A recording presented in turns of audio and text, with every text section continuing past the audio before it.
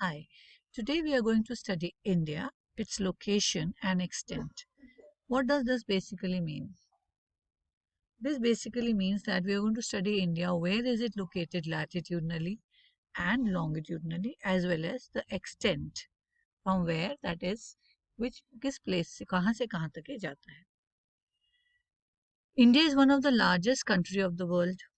We are not saying it is the largest, but we are saying it is one of the largest. Okay, it has land, very high mountains, rivers which have water throughout the year, plains, that is flat land, forest, and plateaus, that is stable land.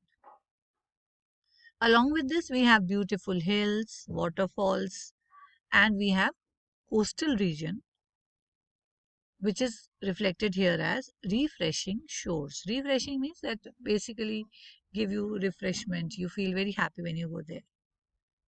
So it is natural that we find diversity in relief. Diversity means variation, difference. Different relief features can be seen. Relief features here means physical features. It can be mountains, plateaus, plains. Even the climate varies. Mountains may we have got cooler conditions compared to plains. Now vegetation and the forest, animals, these are also having variation in different regions. Like when we talk about Rajasthan, we'll have a different animal life there. When we talk about cold regions, there animals will be different. Now let us come to location and extent. India lies in the south of Asia.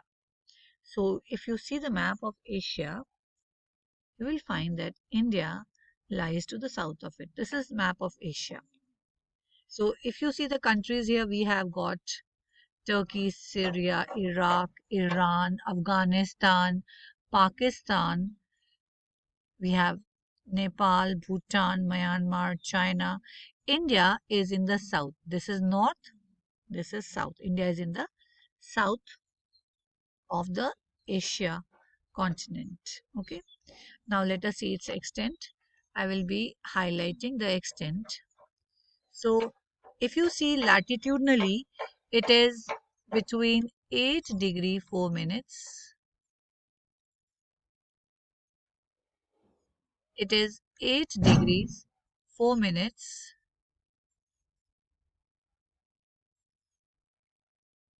and 37 degrees 6 minutes north. That means north of equator. That is why we use north, and that is why we say that India lies in the northern hemisphere. ठीक है, so ये है आपकी latitudinal extent. अब latitudes क्या होते हैं? Latitudes are basically horizontal lines. If I show you here, if I draw horizontal lines, so these are the latitudes. They should be straight, but just these are the latitudes. They are running from east to west. When we talk about longitudes, they are vertical lines. Okay, so when we say vertical lines, they are vertical lines which are running throughout the globe. Okay, they are running throughout the globe. Now let us come back. So if you see latitudinally, India has got 8 degree 4 minutes extension from here till 37 degrees 6 minutes north. While longitudinal means from north to south, if you see the lines which are running from north to south, it is 68 degrees 7 minutes to 97 degree 25 minutes east. Why east is written? Because India lies in the eastern hemisphere. What is eastern hemisphere? I'll just draw and explain. So suppose this is the globe. Okay, this is the globe. If you, this is line of equator which divides the earth into two halves. This upper one becomes northern hemisphere and the lower one becomes southern hemisphere, right? Because India lies to the north of equator, so we have the latitudes that are written with north. So it is in northern hemisphere. When we draw a vertical line that divides the earth into two halves vertically, so one half which I am shading is the western half. This is the western hemisphere. What is hemisphere? Sphere means a circle and hemi means half of it, right? And the other part, this will be the eastern hemisphere. as India lies in this part, so we call it that India lies in the northern hemisphere as well as in the eastern hemisphere. Okay. Let us find the longitudinal extent. So the longitudinal extent is 68 degrees 7 minutes east to 97 degree 25 minutes east, right? These are the longitudes. You must learn these. These are important. Now it lies in the eastern and the northern hemisphere. This I've already explained why we call it that it lies in the eastern and northern hemisphere. Now we all know that Earth is cut by very important lines of latitude. So I'll again draw the diagram, small diagram representing a circle or the earth. This is equator that divides the earth into two equal halves called northern hemisphere and southern hemisphere. There is one more important line in the northern hemisphere as well as in the southern hemisphere. In the northern hemisphere, this important line of latitude is known as Tropic of Cancer. While in the southern hemisphere, this important line of latitude is known as Tropic of Capricorn. So in the northern hemisphere, this line of latitude, which is called Tropic of Cancer, it passes through the center of India. Now because it is a latitude, so it will pass horizontally. So when this is India, I will draw this line by using dotted divisions rather than a complete line. So this line which is cutting through the country, this is Tropic of Cancer, and it has a particular number. Like equator has 0 degrees, the number or the value given here is 23.5 degrees north. How much? 23.5 degrees north. And you know why north is written? Because it lies in the northern hemisphere, right? So this is again important. We need to learn that which important line of latitudes cuts through India. It is Tropic of Cancer that passes nearly from the midway, means from the center of the country, right? Now this line divides India into two parts.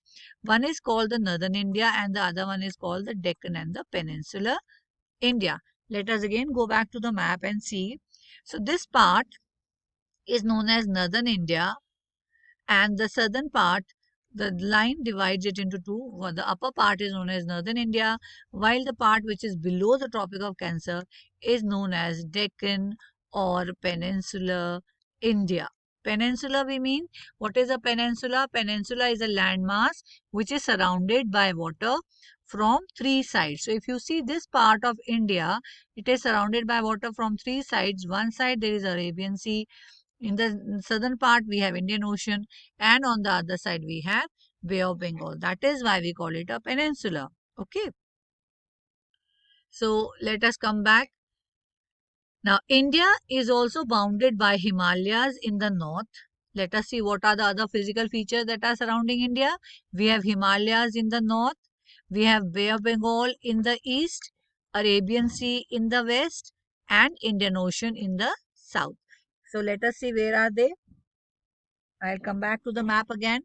So in the north, here we have Himalayas. These are the Himalayas.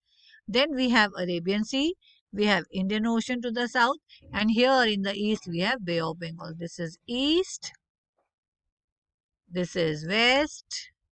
This is north. And this is south. Okay, children. Now, let us go.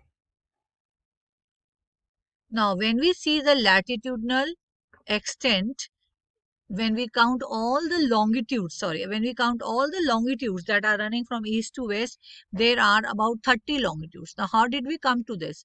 We know that India extends 68 degrees 7 minutes east to 97 degree 25 minutes. So, if you have to find a difference between two numbers, we will subtract 68.7 from 97. So, roughly we get 30 longitudes, right? So, coming to the map again, so the longitudes that are cutting India, these are the longitudes that are cutting India. So if you count them, there are 30 number, because from 8 to 97, it becomes 30 longitudes. Now, when we see the local time is a time on that particular longitude. Every longitude will have a time difference of 4 minutes. So, if you are going from 0 degree longitude to 1 degree longitude, there will be a time difference of 4 minutes between these two places. Okay. So, this place A will have, suppose, 10 a.m. This place B will have a difference of 4 minutes. Now, if you are going towards east, the time will increase as the sun rises from east. And if you go towards west, the time will reduce as you are towards the west. Okay. So, if a place is towards the west, 1 degree west, we will reduce 4 minutes. So, here the place C will be 4 minutes less than 10 and place B will be 4 minutes more than 10 a.m. Right. Now, let us see the difference in the longitudes between the places from in India. So, the 30 longitudes are there. So, 30 into 4 will be 120 minutes. How many minutes?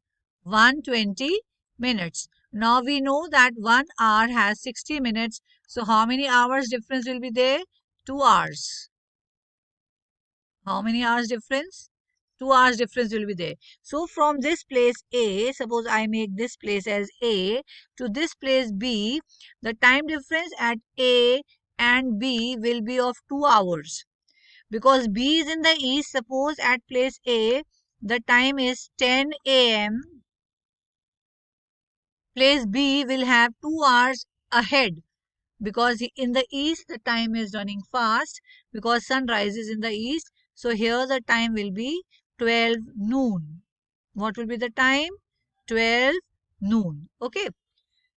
So, let us go back to the text again. So, this is what it is written here, that if you go to the Arunachal Pradesh, which is the